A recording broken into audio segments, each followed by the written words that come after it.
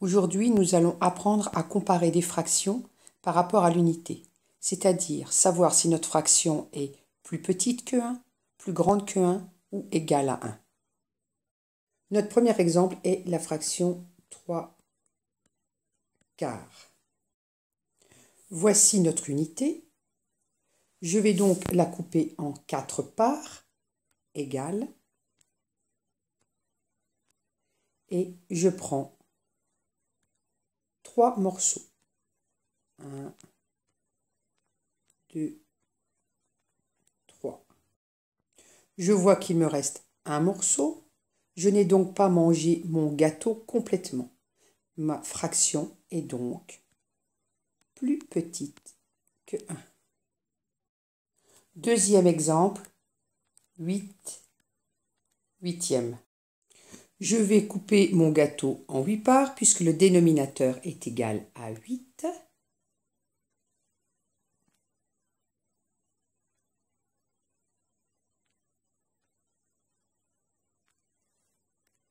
Et je vais prendre 8 parts puisque le numérateur est égal à 8.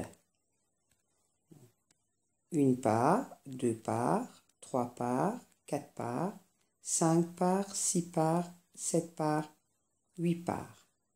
J'ai pris toutes les parts. Il ne m'en reste pas, il ne m'en manque pas. Ma fraction 8 huitièmes est égale à 1.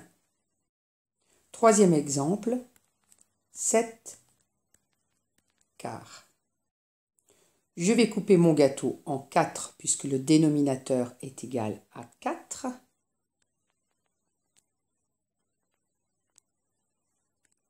Et je dois prendre 7 parts puisque le numérateur est égal à 7.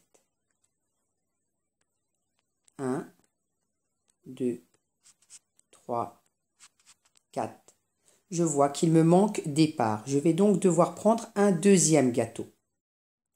Je vais aussi couper évidemment ce deuxième gâteau en 4 parts. J'avais déjà pris 4 parts. 1, 2, 3, 4. J'en prends encore pour aller jusqu'à 7. 5, 6, 7.